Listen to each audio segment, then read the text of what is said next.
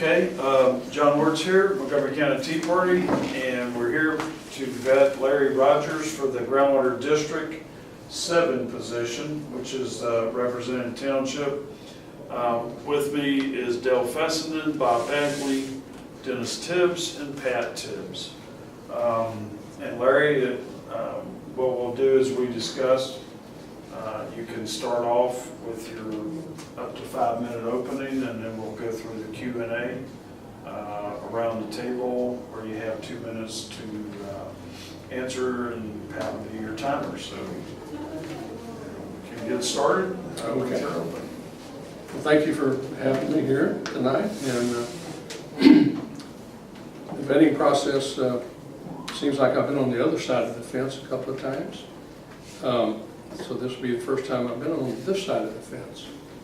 A little bit about me. My wife and I moved here in '72 and moved to Shenandoah in '75. Moved to Oak Ridge in '78. And never got in politics, never really got involved in politics or community service in any way.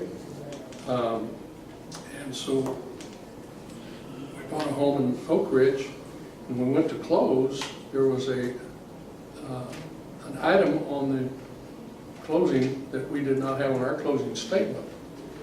And it was called the drainage ditch number 6. And I said, what is that? And they said, well, it's a drainage ditch. We moved into a new subdivision in Oak Ridge. Anyway, the developer put together a drainage ditch 6 to get the water all the way down. It came all the way back to San Jacinto River. And I thought that was very bad. I didn't get any idea that that was going to be until we went to close. So with that, I got involved in one city council meetings and learned about government. Didn't know much about how city council or city government was run or anything. And went to meetings and got involved and got on the long-range planning committee for Oak Ridge North, planning to buy a building. We were leasing a building. The city council was leasing a building. Anyway, so I got very involved in that, and then I ran for city council and was city councilman for 3 terms, 2-year terms. I was mayor pro tem. In that same time, I was very active in the South Montgomery County Chamber of Commerce. Was on the Roads and Transportation Committee. Later became the chairman of the Transportation Committee. Was also on the board of directors at the chamber for 2 years. And so after that, and got very active in the Tea Party movement when it started out, and still very active in that.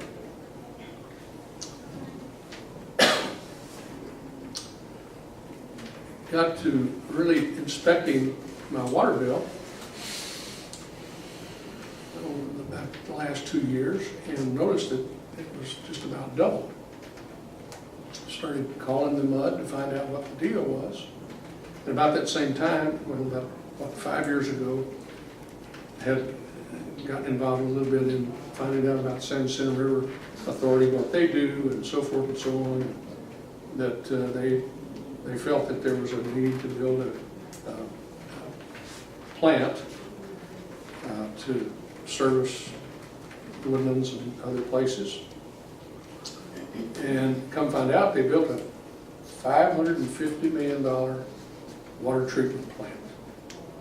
And that was based on some findings that they thought that the aquifers were going to be depleted, and so they were going to have to use the surface water. And that led into building this gigantic plant and all of the pipes that comes to the Woodlands and all. And so when I learned that the state representatives and they had determined that they wanted to have this position, the board of directors for Lone Star, to be an elected position instead of an appointed position, I decided I'd like to run. And I was contacted and did some research on it, and decided to run for this position. And as John said earlier, I'm running for the township place 7. And that, with that, we can go ahead with it. Okay.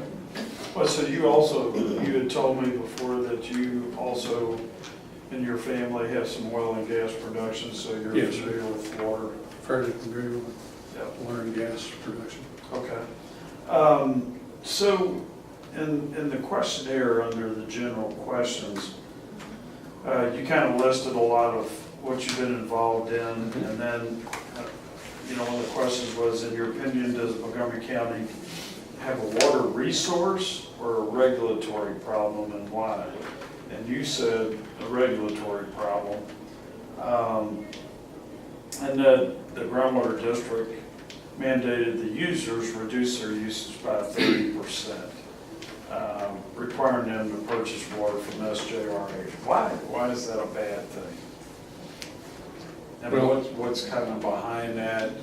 Give me the, tie-in between groundwater district and SJRA.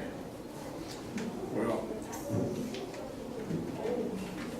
San Jacinto, I would say that it's been a pretty broad, long-range plan. Why would you build a plant when you've got groundwater that all these muds pump out of the ground? So to really be able to sell your surface water, you've got to make it where people have got to buy it. And most generally, all the muds drill the wells and supply the water out of the wells. So if you can have a situation where you could mandate the water being drilled out of the ground should be reduced, then the producers, the suppliers of the water have got to go somewhere to get it. So where are they going to go? They're going to have to go to a surface water supplier, which would be San Jacinto River Authority. And so that then becomes a cost that's more costly than the groundwater. So, can't they just, do they have to go to SJRA, or can they get it like from a neighboring county or water? I think there's some regulations on that. There's, cost effectively, it's probably not as cost effective because you have to run a pipe much further away to get it to your muds. Okay. All right, Dale? Okay, there's been, obviously it's a pretty hot topic, a lot of studies, a lot of reports, a lot of opinions and so forth. From the ones you have read, what do you use to determine which studies are more correct, or which ones do you lean to believe more readily, and how can you cite a couple of the studies or reports that you are familiar with? I think it would be really nice if all of them would report the same. Just as you said, you read one report, it's one way, and you read another report, it's a different way. Some of the reports that I've read, there's one that was put out in 2003 by TCB that gives an overview. And it's the first time, I think, that Lone Star came up with the 64,000 acre feet per year, which they use to determine that the muds need to cut back and they can only produce 64,000 acre feet. That's one report. Another report that kind of contradicts that is the Bush School, Texas A&M University, Reorganizing Ground Regulation in Texas. They state that this report and several other reports doesn't really stand up. So the responsibility of the Lone Star Board for the groundwater is basically to protect the water, be sure that we're going to have enough to 200 years. I don't think any of us are smart enough to really, even the scientific people, they think they can do it. I'm not sure that, the only one I know that can do that is God. But using their studies, and one of the things, we got to be sure that we don't drain all the water out of the ground and pump all the water out of the ground, hurting the aquifers. So that's one thing that we've got to be aware of and careful of. But there's so many reports. I've asked some hydrologists to give me some reports, scientific data, and no one seems to come up with one that has really the scientific actual facts that say this is what it is. From what I've learned is that the Lone Star has taken upon themselves to say that this is what we're going to mandate. And I think that's created a big problem in Montgomery County. Most everybody's water bills have almost doubled, if not more than doubled. And the biggest part of that is the excessive charge that's being charged for the surface water that's being substituted for the reduction that they have to do. Have you had a chance to look at this year's, upcoming year's budget or the current year's budget to see I have operating? not been able to find the budget online. No, I have not.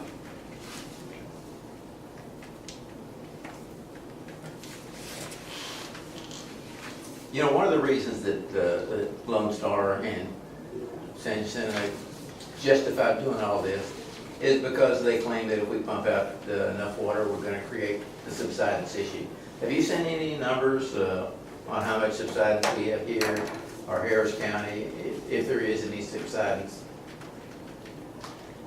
There's been some photographs taken of subsidence in Harris County, and they've shown where the ground has sunk down in the pipe, and the platform that the pump is on is above ground. And that's a visual, supposedly, that tells you that there's subsidence. Is that on a water well? Yeah. And from what I understand, in Montgomery County, we don't find any of that visual evidence that indicates that you've got a subsidence. There's people in South County that believe that, that there is subsidence, and we got to be very careful of over pumping out of the aquifers. So that's another big challenge. So it would appear back in 1997, Texas State Legislature enacted legislation in the form of Chapter 36 of the Texas Water Code that seemingly had good intentions of trying to conserve or manage our groundwater. And they gave statutory authority powers to the groundwater conservation districts across the state to enforce compliance. That is, prevent overdrawing or wasting water. Under the premise of private property ownership, do you or do you not subscribe to the fact that, like mineral rights, the conservation district has no authority to limit water recovery, and that ownership extends property boundaries, as well as everything in between heaven and the core of the earth, no matter how big of a user you are. So in other words, because of that private property rights, do you feel like there should be no limit to water recovery between a personal user or a big, maybe industrial user? The state law says that the property owner owns everything under them, including oil and gas and water. And so that's very clear that the state says that the property owner owns it. And he can pump however much he wants to. Now, Lone Star put two categories, they're either exempt or non-exempt. And of course, the MUDs are non-exempt, because they pump much more water, so that's the ones they're trying to control. They, from my understanding, they have even private wells that people own in their own pasture, that you have to get a permit from Lone Star to even drill a new well, or how much you're pumping out of your own well. So that seems a little far-fetched, considering the state law. Do you know what the limitations are on those wells, on an annualized basis, or even on a daily basis? I've got it somewhere, but off the top of my head, no, I don't. Okay. All right, Bill? Okay, I'm not familiar with all the intricacies of the Lone Star Ground Conservation District. Do they have, what limits are placed on their authority? Could they just arbitrarily double the cost, or, I mean, what limits do they have? Who constrains them? Who oversees them? Who's watching the hen house? From what I found, nobody seems to be. The Texas Water Board, you know, they attended a meeting today that really shocked me. I mean, they put these, the Texas Water Board puts out, got to have this plan every 5 years, but yet, from what the meeting, I got out of the meeting today, you can do it every, you got a mandate, it's got to be done every 5 years. But in that time, you can have another plan that you're working on and submit it, and that's what's going on apparently right now. But then another play comes in, and the question I don't think really got answered today. The District 14, you've got to submit your plan to them also, and they've got to approve it. Two of us asked that question, and I don't think we ever got it really answered. They kept saying, no, it's just, anyway. Well, are these 5-year plans the only oversight that they have then? As far as I know, that's, you put the plan in and the water board looks at it. Now you've got to have, they've got some guidelines that apparently the district has to follow. But it's, I guess they're the only ones that really watch it. Okay. One of the questions was whether you'd accept bids for less than 3 companies for contracts. I know it's normally, what we would normally do is accept 3, but there's many cases where you're going to come down to there may be only 1 supplier or 2 suppliers that qualify or that have the exact equipment that you need. So are you willing to sway off of that? It has to be at least 3 bidders? Yes, you know, in certain situations, if there's only 1 bidder, I mean, I think I'd go back to the drawing board and try to get some more bids. But I mean, in the allotted time that you allotted to take bids, I've been in this many years and never took the first bid on anything. You always get more than 1 bid. In situations like you were explaining, yes, that would have to be altered. Kind of a follow-up on that question. Other than make rules, and I don't know, maybe inspect large volume water users, what is it that Lone Star does?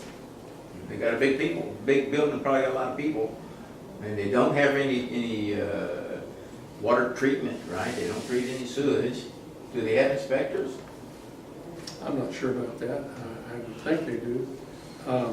You know, they were formed in 2001.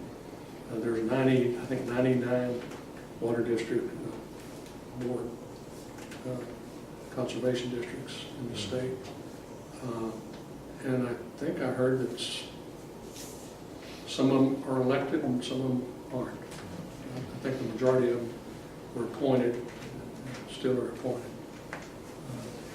I know that thing we picked up today, this groundwater plan, shows that in DMA 14, there's 5 conservation districts and 2 subsidence districts. And I've never heard if any other conservation districts manage or restrict pumpage like Lone Star does. Have you talked to any of those or know anything about those? From what I understand, Lone Star is the only one. We're the one. Okay.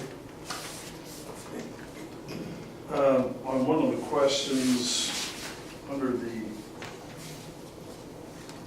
beginning general categories, it was asked who's endorsing you and what is their relationship to you. You answered RAW, R-A-W, which stands for Restore Affordable Water Group.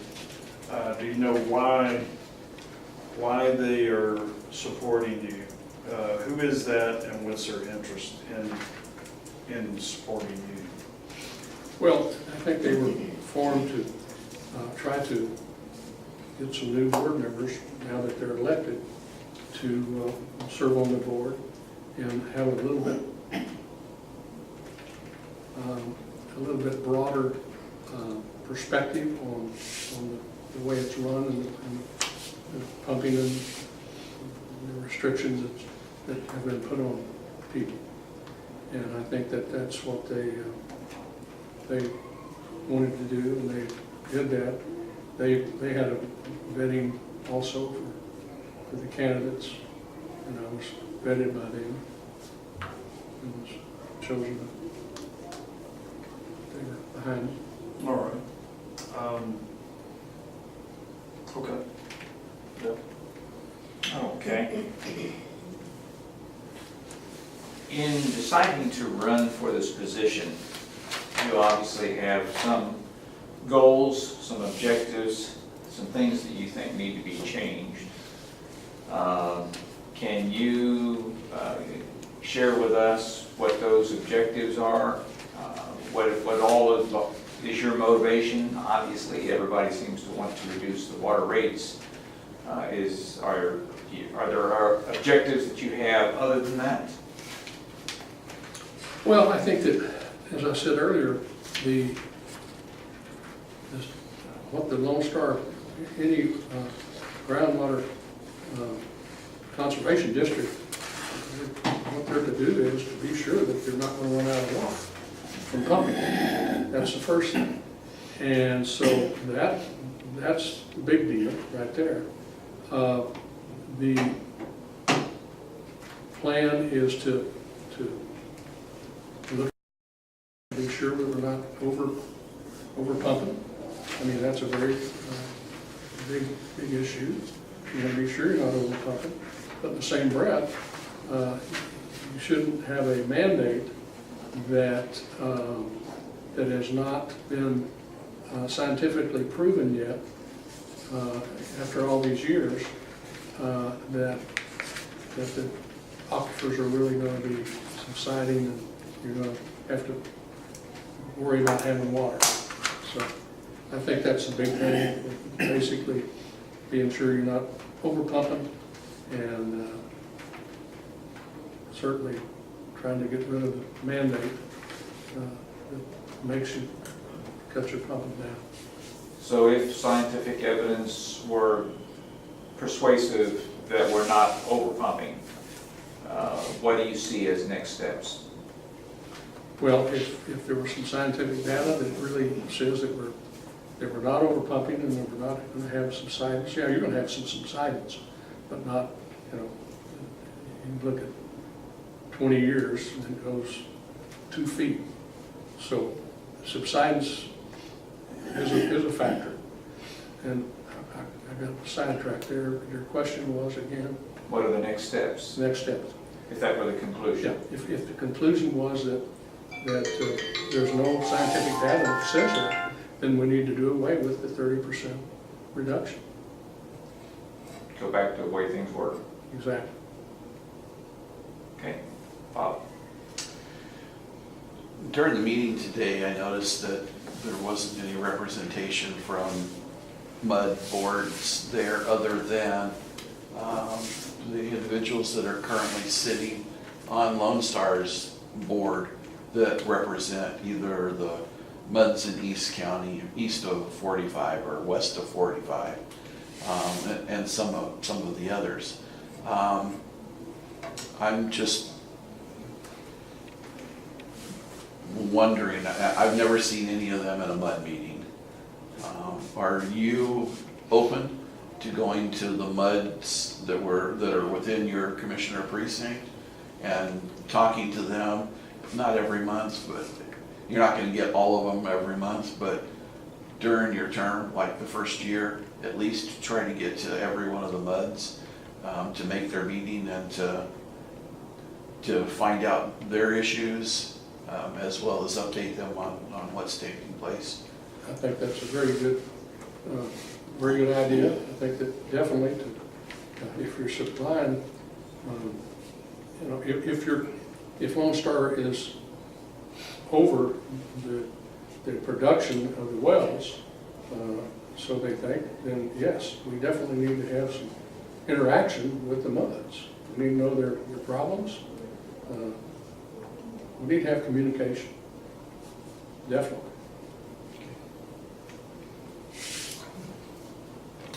You know, the legislature, you know, gave the voters the right to elect members to this new board, and surely they envisioned some of the things that would happen. The new board is not going to be able to cancel all the large volume water user contract. The new board's not going to be able to pay off the pipeline. There's probably going to have to be some sort of legislative input in it. What do you see that might be needed, and how do you think Lone Star would go about getting that done? Well, I think that, you know, it'll be a 7-member board now, and that'll be something that I'm sure we'll be talking a lot about. It's not one person or 2 people, it's a board. It's going to be voted on. And I think that, yeah, is Lone Star able to get rid of that $550 million debt? No. But we can sure try to not put mandates out that, if proven, that we don't over drill or over pump. You think Lone Star would hire a lobbyist, or you think 4 or 5 of you guys would carpool and drive to Austin, or how are we going to communicate what we need to the legislature? I don't think we need a lobbyist. I think we are the lobbyist. If I become a board member, yes. I'll give you right. Indirectly, we're lobbyists. You'll get more. Totally. Groundwater district likes to refer to the fact that mining the aquifer exceeds the sustainable yield of recharge. In other words, they say we're completing groundwater faster than we can replenish it. To your knowledge, has this been proven true where the Gulf Coast aquifer is concerned? And if so, can you cite any report that substantiates that? I have not read anything that really substantiates it. This report here, find it here, says the current consumption rates, 5 of the 9 major aquifers have unlimited years of supply of groundwater. Even using historical growth rates in consumption, we obtain much the same results. The 2 exceptions are the Ocalaga, or however you pronounce it, and you have to forgive me, I'm not very good on pronouncing names, and 2 other, or 1 other, Huco Melissa or Mesla, and which have less than 100 years supply. For the others, only if consumption is projected to grow at a rate of 2% annually do the numbers decline dramatically. Is that for the state of Texas or for groundwater 14? No, this was for Montgomery County. This is And it says, these calculations reveal a misconception about the state's availability of groundwater. Most citizens believe groundwater is rapidly being depleted and want to protect it for local use. Our findings show that there is relative abundance of groundwater in all but 2 of the state's major aquifers. I stand corrected, you said, is it state? And I said Montgomery County, it really is state. So basically, we're not depleting it as they might lead you to believe. It's kind of a scare tactic. Who's the author of that report? Texas A&M University.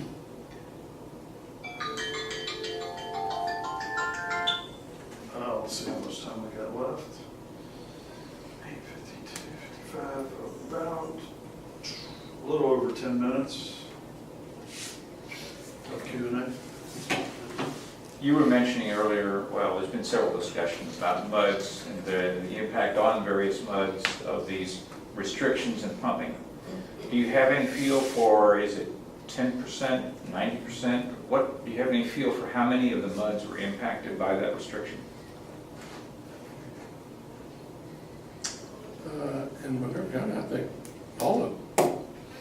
I think they're all over the limit? If they're non-exempt, they qualify, they have to cut back 30%. So I guess the question is, do you know how many are exempt versus non-exempt? And you're saying you No, think I that don't. they're, I okay, don't have okay. Okay.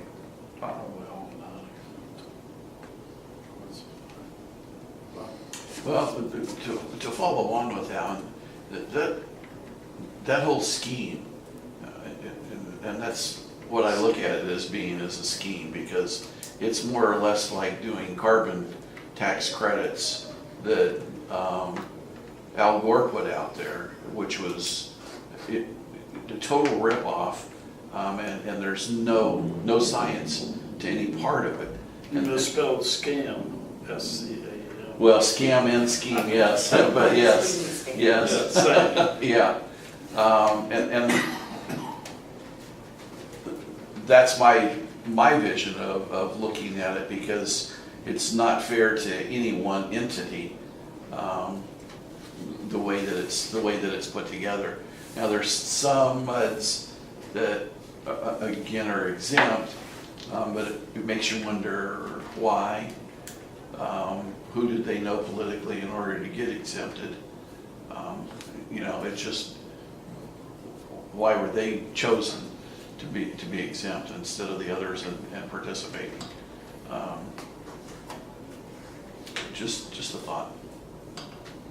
Is that a question in there somewhere? Yeah, kind of would. I mean, do you have any idea of? The way I understand exempt is be like not a producer of, like a mud.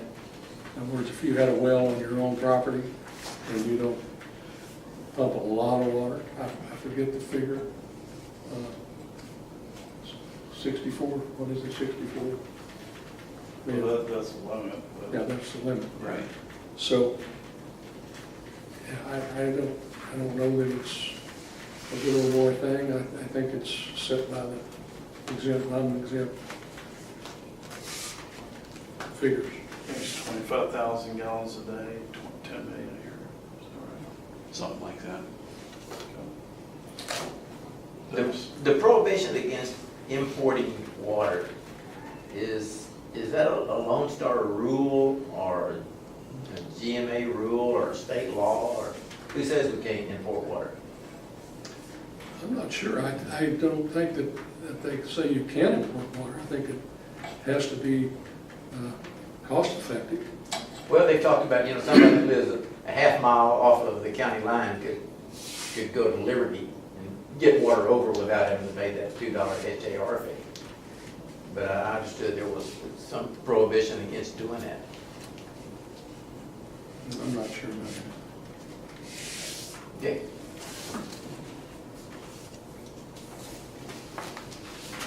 Pass for a minute. Okay, well, I was not ready with another question, so I'll pass from that also. There's one, so I can't. So we talk about some sidements, and, you know, the old Conroe oil field has been depleted. There's fracking going on and stuff now. But those oil fields, those oil wells were drained pretty much of their oil. And I'm guessing there's water there, but I know that there's a company called Texcom that's looking at filling those old wells with hazardous wastes. And we've been fighting that for about 15 years. If they do that, and the casings, there's no way to know if those casings are rusted out or if they're still in good shape.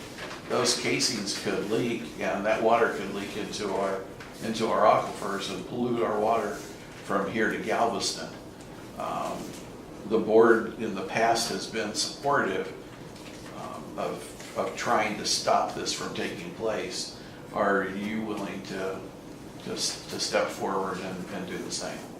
Yes, I think that's important. In fact, what, 2 or 3 years ago, there was a big deal on it, and then it was stopped. Yeah, well, it's still in the courts in the state. Still has. Yeah, and they're still trying to get it done. There's a lot of money in that. Yeah. No, we've got to be very protective. Does the idea that property rights extend beneath the surface and up to the heavens apply to individuals or to businesses and corporations, or to everybody? Well, I think it's everybody. I mean, if you own the property, it's yours.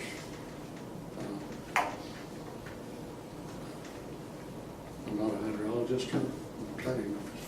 Well, I was just thinking about that today because there was a story about Nestle in Michigan pumping, hundreds of gallons a minute of water to filter and bottle and sell around the world. And the local residents are objecting to it. That was out of Lake Michigan or something like that. Well, I don't think it's on Lake Michigan. It's groundwater they're using. Well, And they're pumping hundreds of gallons a minute. So I don't know if that's a twist on where property rights might have to be regulated or what. There may be some regulations on that. So I was asking you, I don't know. So do you think the manager, general manager of the San Jacinto River Authority, SJRA, sits on that board, the SJRA board, and he also sits on the Groundwater board. What do you see as a potential or is there a conflict there? And what do you see as a potential conflict? You know who I'm speaking about, the general manager. What's your impression on all that? Well, I think obviously it's a conflict of interest as far as I'm concerned. How can you sit on 2 boards, be a general manager of one, and obviously sit on the board for the other one? When San Jacinto has initiated and helped Lone Star get to this reduction in production. And so how could that not be a conflict? I mean, you're sitting on 2 boards and you control water from San Jacinto and you're a board member who controls the groundwater. Yeah, definitely conflict. All right. We've got about 5 minutes time for one more round. Okay. You're done. On the questionnaire, there was a question about, in 2009 is when Lone Star mandated 30% reduction, and your answer was actually in May of 2004, a Groundwater Resources Management Information Report prepared by a legal firm was done for Lone Star District. What did that 2004 report say that how is that relevant to the question that was asked there? Where was that on? Well, the questions weren't numbered, but it was toward the end, about the second last question. Under other, just like the very end. Yeah, it was real close to the end there. I think it was the second last question. This one? Yeah.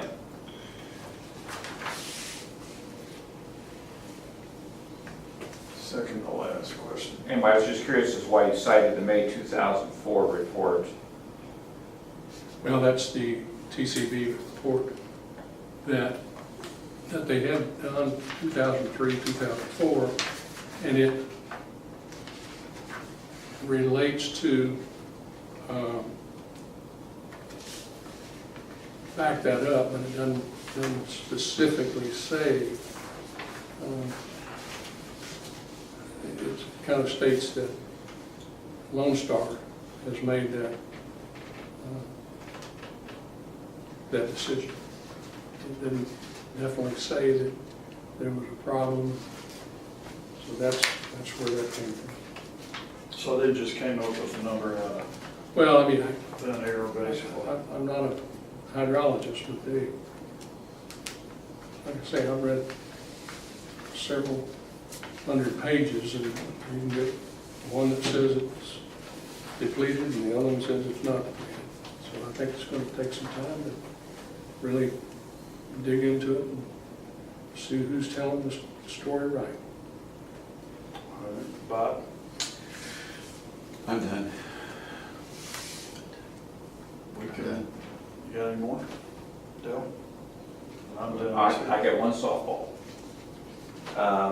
You said that you agree with the Republican platform, all 334 planks. There's none that you have exceptions with or concerns about? Not that I felt, I didn't want to write 100 pages. No, I pretty much am with all the planks. Okay. All right, so if you would like, you take up the 5 minutes on your closing, and then we'll wrap it up. All right. Well, again, thank you for the opportunity to come and vet with you guys. I think it's the other night, my 8-year-old grandson was spending the night with us, and I was in studying. He was making a little noise. Suzanne gets a little carried away with him too, and they get to playing, and they were making a little noise, and I said, guys, could you calm it down a little bit? Papa's trying to study. And I walked back in my office, and I could hear him. He said, Gigi. He said, how old's Papa? She told him, and he says, you mean I'm going to have to be studying when I'm 80 years old? Yep. So, I think that's a very good indication of how involved this is and how complicated it is. I've heard 2 or 3 different hydrologists speak, and you know, they've all got their scientific supposed data. They're going to put it together a different way. It's going to be a complicated thing. I'm glad to have the opportunity to be on the board. I'm not a hydrologist. I'm not an engineer. I think that's a plus. I think that you sometimes, if you're not an engineer or a hydrologist involved in all this, you're going to come up with some questions that they wouldn't have thought of. And I think that's a good benefit for not being, one of the educated people. So, again, looking forward to serving the community again, and would ask everyone to vote for me. Appreciate your vote. All right, thanks very much for coming in. Appreciate it.